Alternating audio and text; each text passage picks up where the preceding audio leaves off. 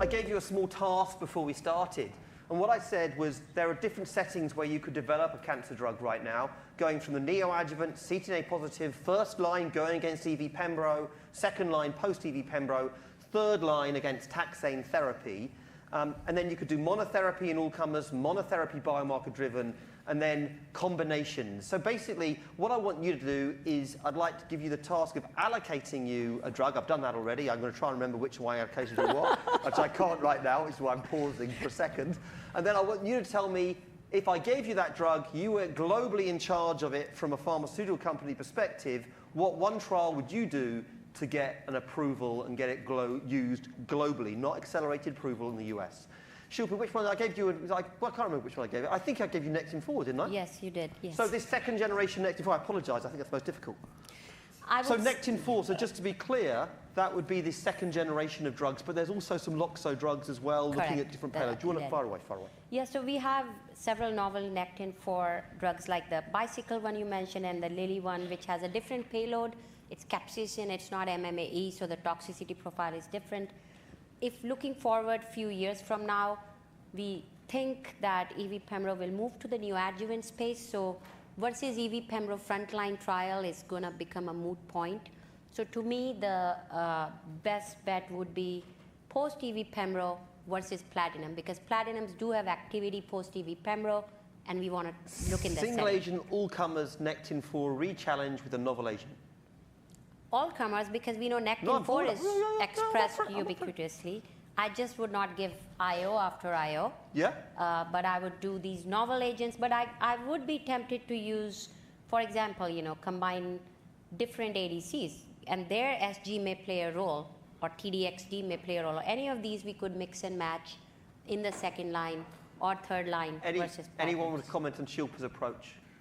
I think it's a great point, Sil, but the challenge is we don't know the mechanism of resistance, and we don't know if you lose Nectin-4, will that impact the ability of beating platinum. I think platinum is a high bar in the second line setting, so I think we need more information to position. But she was saying it in combination with platinum. Yeah, in combination with platinum. Yeah. Combination with any of these, like the DAD.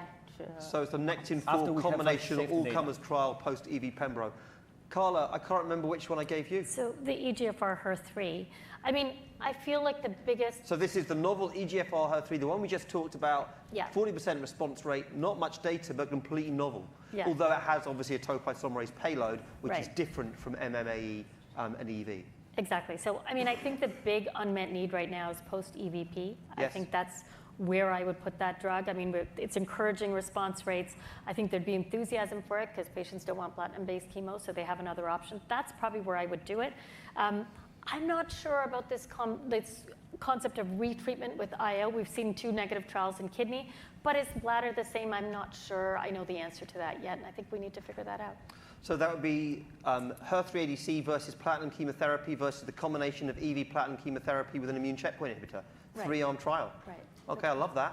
Andrea, which one? I gave you DV, didn't I? DV. So the most difficult, I suspect. I think it's hard, right? Because you have EV plus Pembro.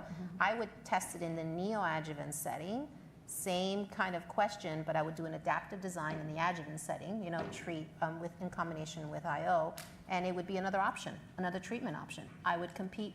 Right in the front. You compete with EV Pembro? I would go right in the front, yes. Competing with EV Pembro, yes, brave? I would. Directly or different trials just showing as good as results? As good as results. I don't think directly that's going to be a tough one. And then just quickly, the question about subsequent IO. I mean, I don't know if we can take the kidney data from the trials and say we shouldn't be giving EV plus Pembro if the patient got adjuvant immunotherapy. I don't know the right answer for that. I would say I would do it because I think there's a synergy there. Okay. And I don't think that you've burned your bridge if you've given it in the adjuvant setting. We're going to vote on it after the last fiasco vote, where there was no option. We're re-voting. Yes, we are re-voting. Petros, I've given you the whole of topoisomerase, TROP2 topoisomerase 1 payload. So TROP2, what's the future of TROP2? What would you do developing it now, knowing the only randomized trial we have in public domain is negative? I will give you 2 answers. Number one, I will try to answer Andrea's great question about the IO challenge, and I will announced here in the group, we have an ongoing, ready-to-launch phase 3 trial. This is self-publicity. I've done it a lot in my life too. No, it's okay. It's okay. No, I've got no problem with it. I'm just announcing it as what it is. It's public information. No, I realised that. But yeah, okay, far away, Petros. Talk me through your investigator-initiated randomised trial. It's a phase 3 trial. It's cooperative group. It's approved by CTEP, I think, at this point, or at least we're getting the final approval by CTEP. It's approved by CIRB, so we're waiting for the CTEP approval. Approved by GU Steering Committee, it's SATSI plus Pembro versus SATSI alone. And you are going to ask me what will happen if the label goes away. That's a good question. We'll have to discuss that, but the trial is committed to happen anyway. Okay. And we will answer the IORI challenge question that Andrea pointed out, which will have no data prospectively in bladder cancer. We have 2 trials in kidney cancer, but we need to answer the question in bladder cancer. To answer your question here, I believe in TROP2 targeting. I think TOP1 is the right payload. I think TROP2 is the right target. I would try to position as a first step post-EV-Pembro, post-platinum against taxane or vinflunin and try to have a fully approval stage there as monotherapy. A repeat of TROPICS-4? With some better way to design it and better way of using growth factor as primary. But you wouldn't use the same drug again, would you? You wouldn't do sacituzumab govitecan. You couldn't repeat TROPICS-4 with sacituzumab govitecan. You can potentially think about another TROP2 approach. No, yes or no? Repeat. You wouldn't repeat a randomized 700-patient randomized phase 3 negative trial. You would do the same experiment twice with the same drug. If you do it right, you could, or you can take another drug in that case, but you use the right approach. Well, would you just keep doing the trial until it's positive? And if you keep doing the trial the right way, this person. We're done with time. These are the audience questions. First question here. Fabulous. Which of the following is likely to have the biggest impact on bladder cancer in the future? You didn't ask which space, but... But no, just the biggest overall impact, because we've talked about different spaces. I'm going to try and vote if I can. I don't know if I can multitask like this. I'm going to have a go, see how I get on.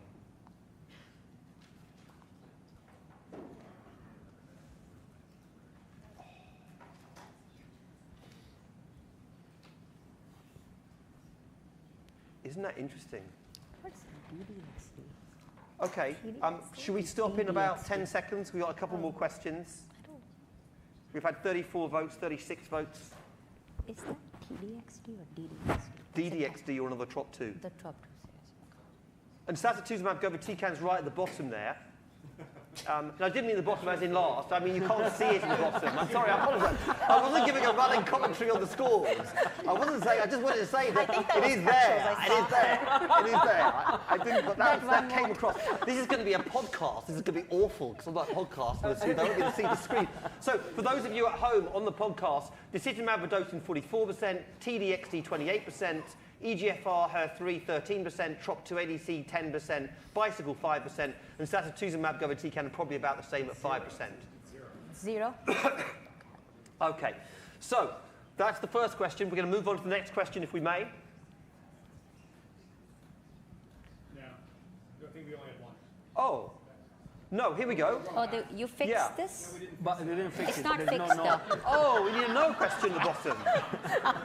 We're going to draw a line under this. We are going to ask this question at some point before the end of our meeting. You have to ask the right question. We're going to ask the right question at the beginning of tomorrow. Many thanks for your attention. Many thanks to the panel. Thank you.